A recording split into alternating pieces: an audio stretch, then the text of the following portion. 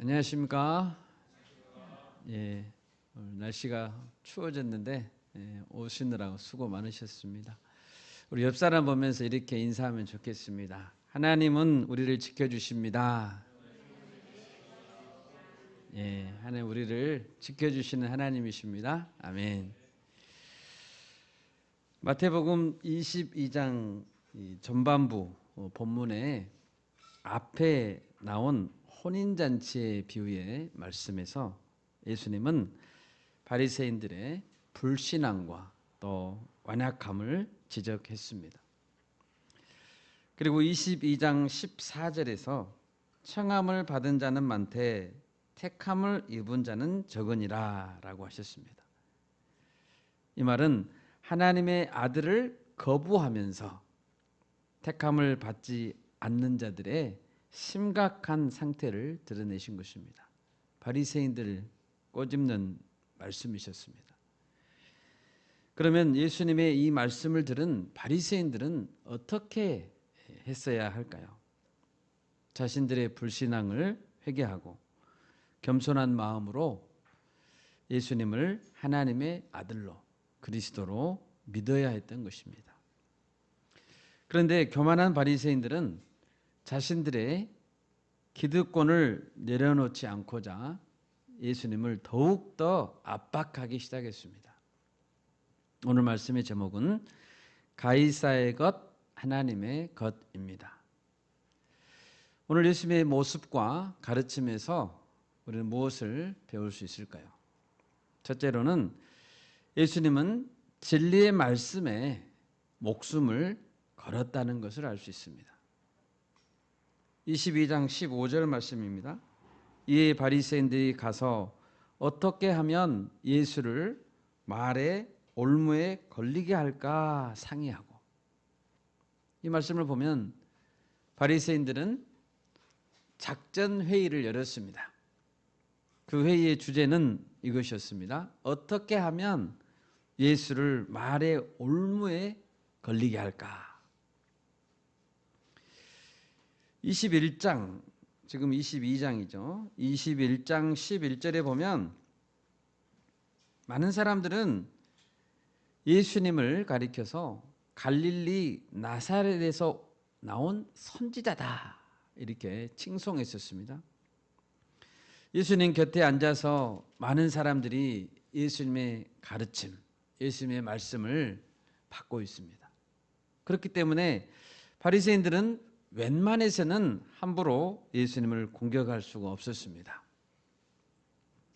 같은 내용을 다루고 있는 마가복음 12장 13절에 보면 그들이 예수의 말씀을 책 잡으려고 했다라고 했습니다. 말씀을 책 잡으려고 했다는 것이죠. 그들은 예수님이 직접 하신 말을 가지고 올무에 걸리게 해서 곤란한 상황에 빠뜨리고자 했습니다. 여러분, 인간이 얼마나 어리석습니까? 예수님은 어떤 분이세요?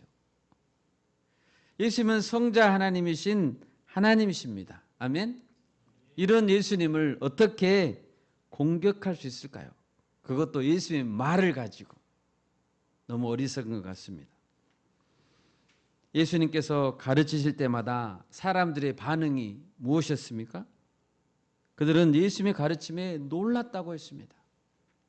예수님의 가르침은 권세 있는 자의 가르침이었습니다. 누구나 예수님의 말씀 앞에서 진지하게 선다면 우리는 자신이 얼마나 큰 죄인인가, 얼마나 어리석고 무지한 자인가 깨닫게 될 것이고 부끄러워서 고개를 들 수 없을 것입니다. 여러분, 예수님은 진리의 말씀에 모든 것을 걸었습니다. 죄인들을 죄에서 자유케 하고 구원하는 것은 진리의 말씀입니다. 한 번은 예수님께서 강력하게 말씀을 전하실 때 많은 제자들 중에서 이 말씀은 어렵도다, 너무 어렵다, 누가 들을 수 있겠는가 하면서 예수님을 떠나려고 했었습니다. 예수님은 이때 수군거리는 제자들에게 말씀했습니다. 이 말이 너희에게 걸림이 되느냐? 이렇게 물었습니다. 너무 어려우니까 이 말이 너희에게 걸림이 되느냐? 예수님 당시 바리새인들과 서기관들은 예수님께서 자기 자신을 가리켜서 하나님의 아들이다, 그리스도라고 말씀할 때면 신성모독이다라고 비난했습니다. 예수님이 자신을 하늘에서 내려온 떡이라고 말씀하시고 다시 이전에 있던 곳으로 올라간다라고 말씀하실 때면 예수님을 향해서 정신 나간 자라고 비난했습니다. 바리새인들과 서기관들은 예수님의 말씀을 듣고 나면 마치 밥을 먹고 나서 소화가 안 된 것처럼 말씀이 마음에 탁 걸렸습니다. 말씀을 이해하지 못했습니다. 이스라엘의 선생이라고 알려진 니고데모도 거듭나야 한다는 말을 이해하지 못했습니다. 진리의 말씀에 걸려서 넘어진 자들이 많았습니다. 그래서 말씀을 받지 못하고 예수 그리스도를 십자가에 못 박아 죽였습니다. 아마 예수님께서 십자가에서 돌아가신 후에 바리새인들은 서로 말했을 것입니다. 10년 묵은 채증이 내려가는 것 같아. 그러나 여러분, 예수님은 이런 바리새인들의 위협에 굴복하지 않았습니다. 왜냐하면 진리는 진실하기 때문입니다. 바리새인들도 이 말씀을 듣고 믿어야 했습니다.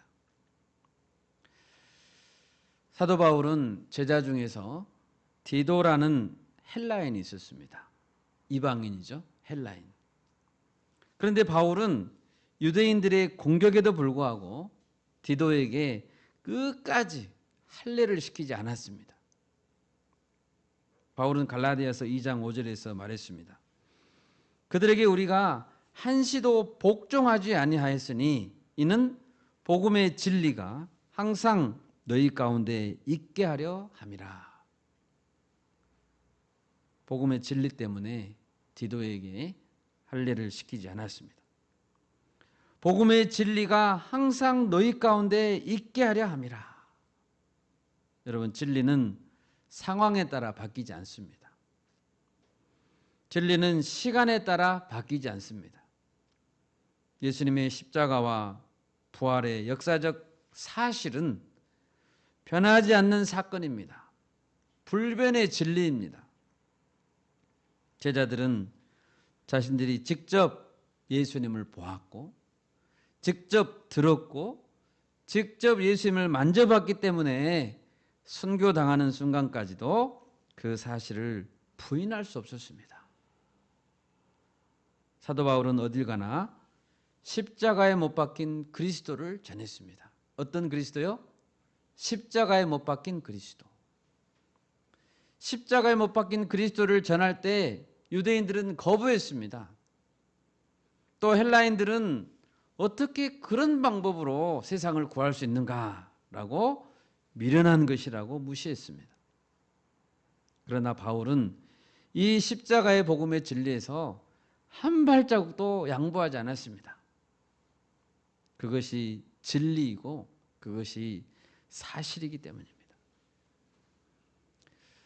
우리 고린도전서 1장 23절 24절을 찾아보겠습니다. 고린도전서 1장 23절 24절 말씀 같이 읽겠습니다. 우리는 십자가에 못 박힌 그리스도를 전하니 유대인에게는 거리끼는 것이요 이방인에게는 미련한 것이로되 오직 부르심을 받은 자들에게는 유대인이나 헬라인이나 그리스도는 하나님의 능력이요 하나님의 지혜니라. 아멘. 왜 십자가와 부활의 그리스도가 능력이 될 수 있을까요? 왜 십자가와 부활의 그리스도가 능력입니까? 그것이 사실이기 때문입니다. 진실이기 때문입니다. 이 진리에 대해 흔들리지 않는 믿음을 가진 자는 담대할 수밖에 없는 것입니다. 잘못된 교리를 첨가해서 교리를 왜곡시키는 것도 문제입니다. 마땅히 전해야 될 성경의 내용을 전하지 않는 것도 똑같이 문제입니다. 이것이 오늘날 교회가 가진 큰 문제입니다. 전해야 될 것을 전하지 않는 것이죠. 교회가 가장 선명하게 전해야 될 내용은 착하게 살아라가 아닙니다. 서로 도우며 살아라가 아닙니다. 사회봉사활동을 많이 해라가 아닙니다. 십자가에 못 박힌 예수 그리스도께서 우리 죄를 위해 죽으셨고 부활하셨고 그분만이 유일한 구세주시다. 이것을 교회는 분명히 전해야 됩니다. 그분이 유일한 구세주다. 천국과 지옥의 복음을 전해야 됩니다. 납득이 되지 않더라도 성경에 나오는 모든 초자연적인 사건들을 빼지 말고 전해야 됩니다. 세상에게도 전해야 되고 우리의 후대 그리스도인들에게도 가르쳐야 되는 것입니다. 두 번째로 예수님은 가이사에게 세금을 바치는 것이 마땅하다고 가르쳤습니다. 16절을 보십시오. 바리새인들은 자기 제자들을 헤롯 당원들과 함께 예수님께 보냈습니다. 원래 바리새인들은 반로마적인 성향을 가지고 있습니다. 로마에 반대합니다. 반면에 헤롯 당은 친로마적인 성향을 가졌습니다. 그렇지만 이 둘은 예수님을 대적하는 일에는 서로 협력하고 하나가 됐습니다. 여러분, 세상은 하나님을 대적하는 일에는 하나가 됩니다. 세상 사람들은 평소에는 서로 싸우다가도 하나님과 대적해야 되는 상황이 되면 그들은 합심 단결합니다. 16절입니다. 그들은 예수님께 거짓으로 칭송했습니다. 선생님이여, 우리가 아노니 당신은 참되시고 진리로 하나님의 도를 가르치시며 아무도 꺼리는 일이 없으시니 이는 사람을 외모로 보지 아니하심이니이다. 그들은 자신들도 모르는 사이에 예수님이 어떤 분이신가 실토하고 있습니다. 그들은 준비해온 핵심 질문을 던졌습니다. 17절입니다. 그러면 당신의 생각은 어떠한지 우리에게 이르소서. 가이사에게 세금을 바치는 것이 옳으니까 옳지 아니하니까 하니. 만약 예수님께서 가이사에게 세금을 바치지 말라라고 말씀하신다면 옆에 있던 친로마파인 헤롯 당은 입에 거품을 물고 예수님을 정치적인 이유로 고소할 것입니다. 그들은 예수님이 로마에 대항해서 백성을 선동한다고 주장할 것입니다. 만약 예수님께서 가이사에게 세금을 바쳐라 라고 한다면 바리새인들은 하나님만을 섬겨야 한다는 율법의 가르침에 위배된다고 공격할 것입니다. 세금 문제는 그 당시 뜨거운 사회적인 이슈였습니다. 많은 유대인들은 가이사에게 세금을 바치는 것을 반대했습니다. 실제로 갈릴리 유다라고 하는 사람은 주후 6년에 이 세금에 반대하여 반란을 일으키기도 했습니다. 찬성이든 반대든 어느 쪽으로 대답해도 예수님은 함정에 빠질 위기에 놓여진 것입니다. 그러면 이때 예수님은 무엇을 말씀했습니까? 예수님은 먼저 그들의 악함을 아셨고 외식하는 자들아 어찌하여 나를 시험하느냐라고 말씀했습니다.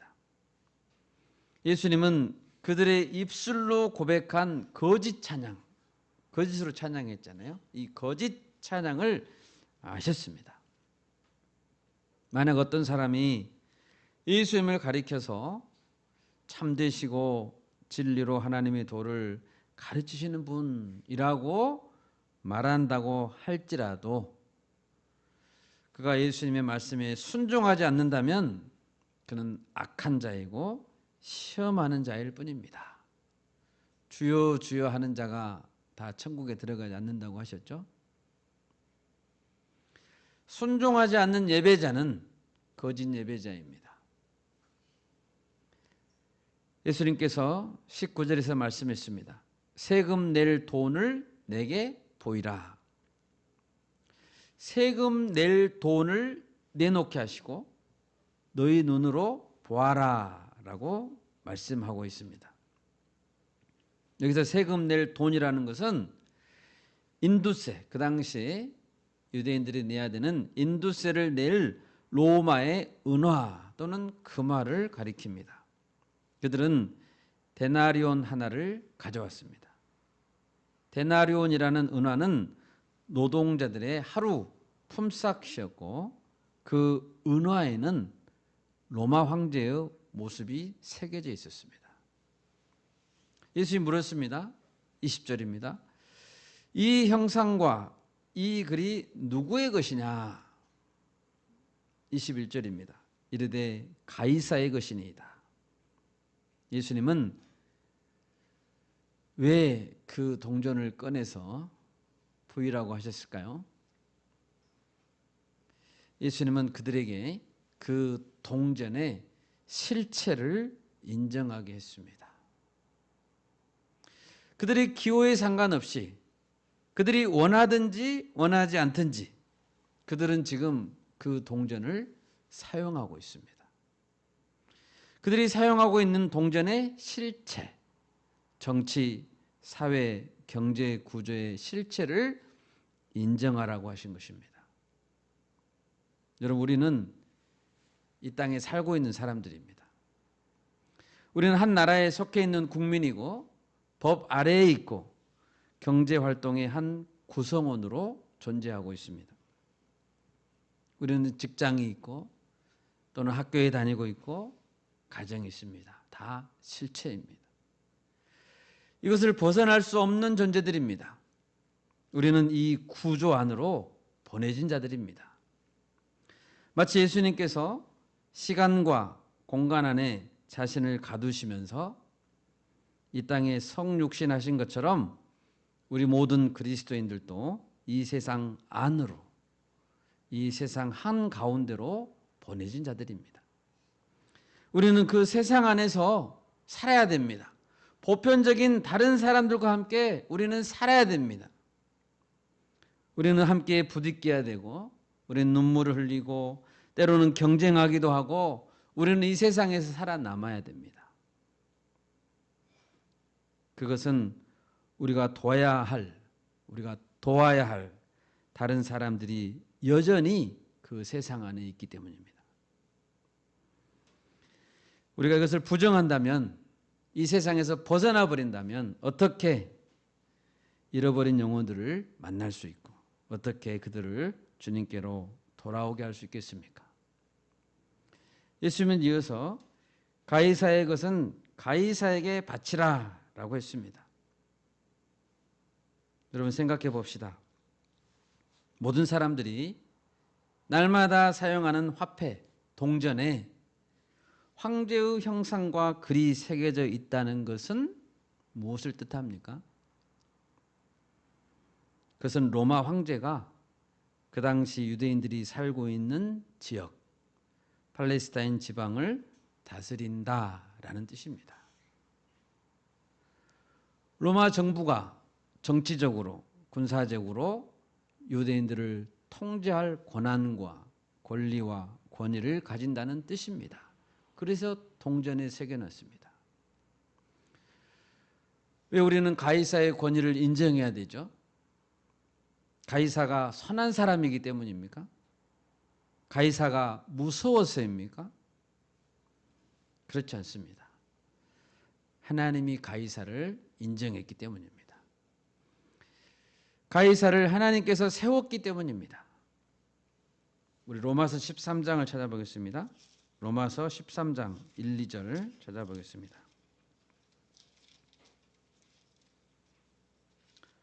로마서 13장 1, 2절 우리 같이 한 목소리로 읽겠습니다. 각 사람은 위에 있는 권세들에게 복종하라. 권세는 하나님으로부터 나지 않음이 없나니 모든 권세는 다 하나님께서 정하신 바라. 그러므로 권세를 거스르는 자는 하나님의 명을 거스림이니 거스르는 자들은 심판을 자취하리라. 아멘. 1세기 당시에 유대인들은 로마 정부로부터 많은 핍박을 받았습니다. 가장 대표적으로 예수 그리스도는 로마법의 판결에 의해 십자가 사형을 언도받았습니다. 유대인들은 제국의 수도인 로마에서 일시에 추방당하기도 했습니다. 그러나 하나님은 말씀하십니다. 각 사람은 위에 있는 권세들에게 복종하라. 아멘입니까? 아멘. 왜냐하면 하나님께서 모든 권세를 정하셨기 때문입니다. 하나님은 모든 정부와 지도자들이 하나님의 주권적인 뜻과 섭리 아래에서 역할을 하도록 허락하셨습니다.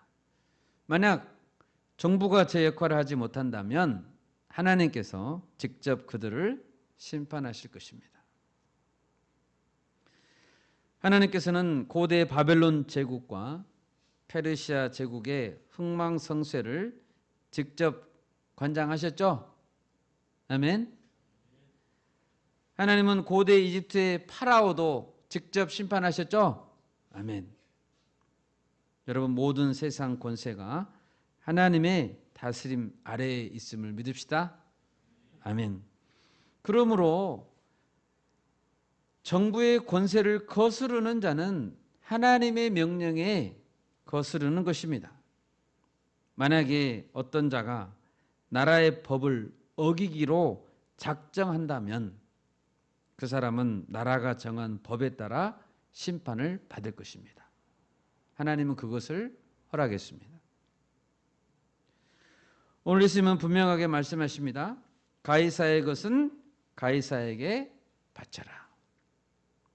예수님은 유대인들이 인두세를 로마 정부에 바치는 것을 옳다고 인정했습니다. 황제에 대한 의무가 있다고 분명히 밝혔습니다. 예수님 자신도 그 법에 따랐습니다.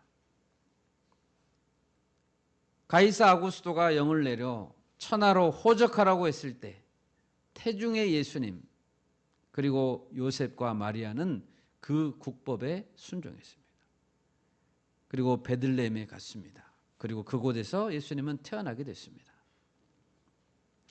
우리 로마서 13장 3절 4절도 같이 읽겠습니다. 3절 4절입니다.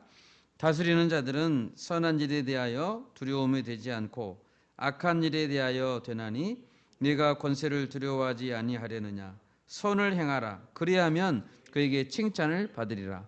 그는 하나님의 사역자가 되어 내게 선을 베푸는 자니라. 그러나 내가 악을 행하거든 두려워하라. 그가 공연히 칼을 가지지 아니하였으니 곧 하나님의 사역자가 되어 악을 행하는 자에게 진노하심을 따라 보응하는 자니라. 아멘. 여러분, 우리는 세상 정부의 권한에 속한 자로서 가이사의 것은 가이사에게 바쳐야 됩니다.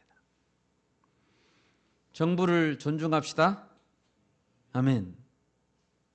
성실한 납세자가 되어야 합니다. 형제들은 군대에 가야 됩니다. 나라와 법의 시스템을 잘 지켜야 됩니다. 그래야 선한 행실을 통해 세상을 향해 선한 빛을 비출 수 있는 것입니다. 마지막 셋째로 예수님은 하나님의 것은 하나님께 바치라 라고 했습니다. 예수님은 가이사의 것은 가이사에게 바치라 하고만 말씀하지 않았습니다. 21절 하반절을 보십시오. 하나님의 것은 하나님께 바치라. 예수님은 정부에 대한 의무를 먼저 말씀하시고 나중에는 하나님을 향한 의무를 강조했습니다. 정부나 황제를 하나님께서 세우셨다고 할 때 결국에는 정부에 대한 의무는 하나님을 향한 의무에 포함된다고 말할 수 있습니다. 앞서 예수님께서 동전을 보이라 라고 하시면서 그것에 누구의 형상이 새겨져 있는가 확인해 보라고 하셨죠. 그런데 예수님은 이제 너희 자신들을 보아라 라고 말씀하고 계신 듯합니다. 여러분, 우리 옆에 있는 지체들 한번 볼까요? 네. 따뜻한 눈으로 한번 봐주세요. 네. 무엇이 보입니까? 어떤 형상이 보입니까? 네. 우리에게는 누구의 형상이 새겨져 있죠? 누구의 말씀이 우리 마음에 새겨져 있죠? 바로 하나님의 형상입니다. 동전에 가이사의 형상이 새겨져 있다면 우리들에게는 하나님의 형상이 새겨져 있습니다. 창세기 1장 27절에서 말씀했습니다. 하나님이 자기 형상 곧 하나님의 형상대로 사람을 창조하시되 남자와 여자를 창조하시고. 우리 모두는 하나님의 형상을 가진 사람들입니다. 아멘. 그러므로 우리는 하나님께 충성하고 하나님을 위해 살아야 되는 것입니다. 한 나라의 백성으로서, 로마의 백성으로서 황제에 대한 의무보다 더 근본적으로 우리는 한 인간이잖아요. 한 사람으로서 우리는 하나님께 대한 의무를 가진 자들이라는 것입니다. 하나님께 대한 의무는 어떤 나라의 국적을 가지고 있든지, 어떤 민족으로, 또 어떤 시대에 태어났든지 모든 사람에게 해당되는 것입니다. 그럼 여기서 우리는 한 가지를 고민하지 않을 수 없습니다. 세상의 요구와 하나님의 요구가 충돌할 때 우리는 어떻게 해야 합니까? 사도행전 4장에서 베드로와 요한은 예루살렘 공회에 붙잡혔습니다. 그리고 공회에 세워졌습니다. 왜냐하면 예수 그리스도 외에 다른 이로서는 구원을 받을 수 없다. 천하 사람 중에 구원을 받을 만한 다른 이름을 우리에게 주신 바가 없다라고 담대하게 예수님을 전했기 때문입니다. 예루살렘 공회원들은 얼마 전에 예수님을 십자가에 못 박아 죽였잖아요. 예루살렘 공회원들은 사도들을 협박했습니다. 그리고 더 이상 그런 전도를 하지 못하게 했습니다. 이때 베드로는 어떻게 대답했습니까? 우리 사도행전 4장 18절부터 20절을 읽겠습니다. 사도행전 4장 18절에서 20절까지 한번 읽겠습니다. 그들을 불러 경고하여 도무지 예수의 이름으로 말하지도 말고 가르치지도 말라 하니 베드로와 요한이 대답하여 이르되 하나님 앞에서 너희의 말을 듣는 것이 하나님의 말씀을 듣는 것보다 옳은가 판단하라. 우리는 보고 들은 것을 말하지 아니할 수 없다 하니. 아멘. 사도들은 공권력을 가진 공회가 하나님의 뜻에 어긋난 방향으로 지금 가고 있다라고 그들을 비난했습니다. 심지어 예루살렘의 공회원들은 하나님을 잘 믿는다고 자부하는 자들이었습니다. 제사장들이었고 사두개인 바리새인들입니다. 그렇지만 사도들은 공회원들이 종교적인 권위를 갖고 있다고 해도 잘못된 것은 잘못된 것이다 라고 말했습니다. 왜 그랬습니까? 사도들은 예수님과 함께 3년간 동거했습니다. 예수님의 십자가와 부활을 목격했습니다. 사도들은 그 진실을 말할 수밖에 없었습니다. 20절에서 그랬죠. 우리는 보고 들은 것을 말하지 않을 수 없다. 사도들이 만약 공회의 위협에 복종했다면 그것은 하나님을 향한 불순종이 되는 것입니다. 이런 경우에는 우리는 반드시 하나님께 더 철저하게 순종해야 하는 것입니다. 여러분, 왜 예수님은 로마 법정에서 내리는 십자가형을 언도받고 죽었습니까? 왜 우리는 예배 때마다 본디오 빌라도에게 고난을 받으사라고 고백하죠? 예수님은 로마 정부에 복종했습니다. 로마 정부에도 복종하여서 로마 정부의 법에 따라서 죽으셨고, 그리고 더 높은 차원에서 하나님을 향한 의무를 다하기 위해 죽으셔야 했던 것입니다. 초대교회 순교자들이 순교했던 이유도 마찬가지입니다. 가이사의 것은 가이사에게, 로마 법을 따른 것이죠. 그리고 하나님의 것은 하나님께 드리기 위해 하나님을 향한 증언을 멈출 수 없었죠. 두 가지를 다 만족하려면 순교당할 수밖에 없었습니다. 다니엘과 세 친구들은 하나님께 의무를 다하기 위해 바벨론 왕이 주는 음식을 거절했습니다. 다니엘의 세 친구 사드락과 메삭과 아벳느고는 바벨론 왕이 명한 바 신상에 절하라는 명령을 거부하고 바벨론 왕이 정한 형벌, 풀무불에 들어가기를 자청했습니다. 왜 그랬습니까? 하나님의 것은 하나님께 드려야 했기 때문입니다. 드러내놓고 왕이나 정부에게 대항하지는 않았지만 양심을 따라 하나님을 섬긴 자들이 많았습니다. 우상숭배가 극심했던 아합 왕 시대에 오바댜라는 사람이 있었죠. 그는 국내 대신을 지낸 높은 관직에 오른 인물이었습니다. 2인자였습니다. 그런데 그는 아합 왕 몰래, 2인자인데 왕 몰래 하나님의 선지자 100명을 굴에 숨겨주고 살렸습니다. 여리고성의 라합은 어땠습니까? 라합이라는 여인은 여리고 왕에게 거짓말을 해서라도 하나님의 종들을 살렸습니다. 하나님의 것을 하나님께 드리기 위함이었습니다. 여러분, 정부에 복종하는 일은 모든 영역에서 하나님께 복종해야 하는 일들 중에 일부분입니다. 만약 정부와 하나님의 명령이 충돌할 때 우리는 사람보다 하나님의 말씀을 들어야 하는 것입니다. 아멘입니까? 아멘. 말씀을 맺겠습니다. 여러분, 예수님은 진리의 말씀에 목숨을 걸었습니다. 우리도 말씀으로 승부해야 합니다. 여러분, 말씀으로 승부합시다. 아멘. 우리가 모이는 곳마다 말씀이 살아있어야 됩니다. 그래서 말씀이 우리를 격려하고 말씀에 감동해야 되고 말씀이 우리 가운데 계속 살아있어야 되는 것입니다. 십자가 복음, 부활의 복음을 믿고 전합시다. 아멘. 국민이 가진 의무, 국민으로서의 의무를 다함으로 가이사의 것은 가이사에게 드립시다. 그리고 세상에 선한 영향을 끼쳐야 합니다. 그렇지만 우리는 하나님의 명령에 최우선적으로, 최종적으로 순종해야 하는 것입니다. 우리가 가진 것은 다 하나님 주신 것입니다.